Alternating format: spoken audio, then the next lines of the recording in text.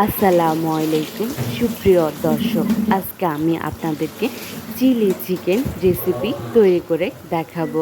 রেস্টুরেন্টের মতো মজাদার এই চিলি চিকেন কিভাবে আপনারা বাসায় সহজে তৈরি করা যায় সেটি আজকে আমি আপনাদেরকে দেখাবো। এখানে আমি চিকেনের বুকের পিস নিয়ে নিয়েছি।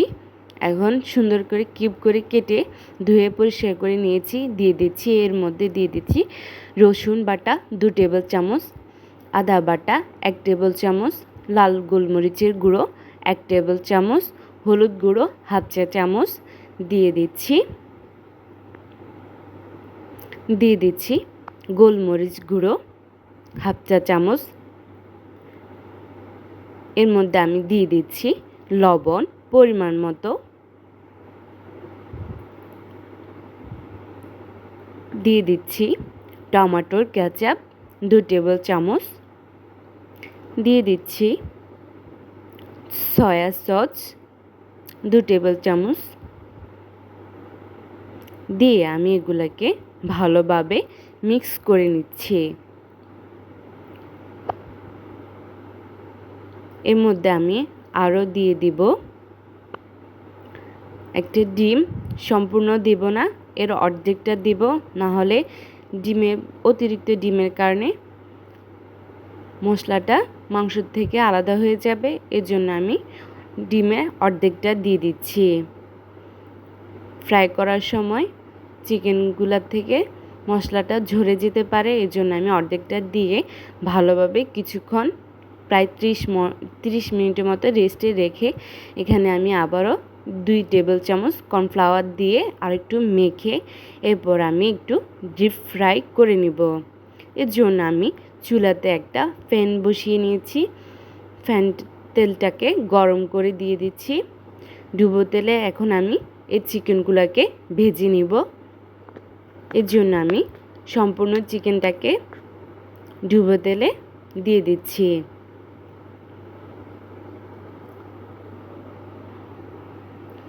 তারপরে এগুলোকে আমি ভালোভাবে ফ্রাই করে নিব যতক্ষণ পর্যন্ত না ব্রাউন শেপ চলে আসতেছে।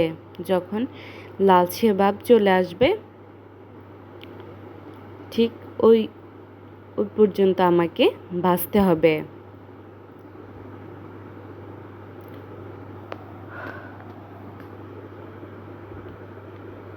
দেখেন, যখন এরকম একটা কালার চলে আসবে তখন নামিয়ে নেবেন চুলা থেকে।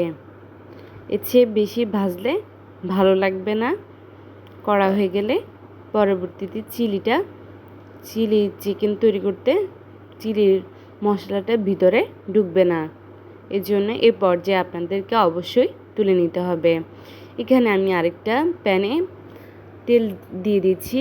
এর মধ্যে দিচ্ছি শুকনো মরিচ 2টা, দিয়ে দিচ্ছি রসুন 2 টেবিল চামচ, আদা 1 টেবিল চামচ, তাও কুচানো হতে হবে, অবশ্যই কুচানো দিতে হবে। এরপর এগুলাকে আমি ভালোভাবে একটু ব্রাউন শেপ আনার পর্যন্ত ভেজে নিব। তারপরে এর মধ্যে আমি দিয়ে দিব হাফ কাপ পরিমাণে গাজর কুচি।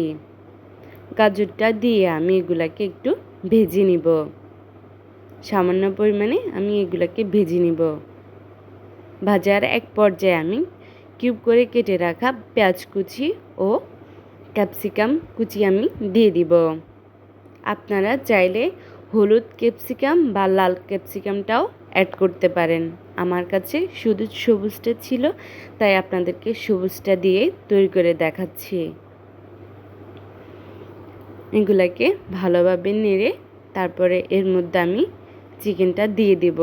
বেশিক্ষণ ভাজা যাবে না, ভাজলে ক্যাপসিকাম ও পেঁয়াজটা বেশি ভাজা হয়ে গেলে আর ওই যে চিলি চিকেন যে পেঁয়াজটা একটু আধা থাকে ওইটা আর থাকবে না, খেতে অত ওই ফিলটা আসবে না। এর জন্য একটু হালকা ভাজার পরেই আমাদের কিন্তু চিকেনটা দিয়ে দিতে হবে। এরপর আমি এখানে দিয়ে দিচ্ছি চিলি সসটা আমি এখানে হাফ কাপ পরিমাণে অ্যাড করেছি। দিয়ে দিচ্ছি কালো গোলমরিচ গুঁড়ো, হাফ টেবিল চামচ দিয়ে দিচ্ছি ডার্ক সয়া সস 2 টেবিল চামচ, দিয়ে দিচ্ছি টমেটোর কেচাপ হাফ কাপ পরিমাণে, দিয়ে আমি সম্পূর্ণ ভালোভাবে একটু নেড়ে দিব। এখানে আমি লেবু 2-3 ফোঁটা দিয়ে দিচ্ছিলাম, বাট এটা স্কিপ হয়ে গেছে, এই জন্য আপনাদেরকে বলে দিচ্ছি, আপনারা অবশ্যই লেবুটা দিবেন।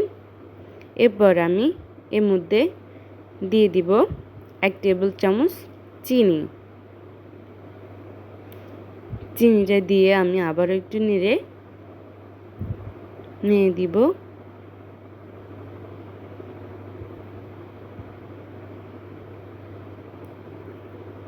এরপর এর মধ্যে আমি দিয়ে দিব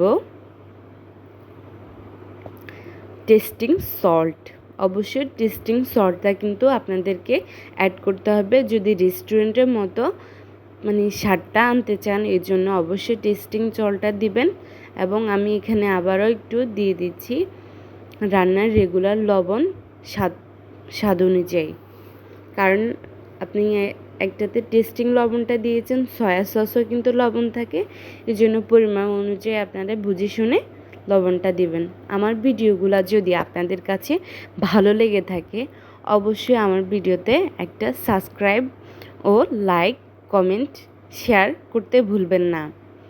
আপনি এটা ফ্রাইড রাইস বা পোলাও বা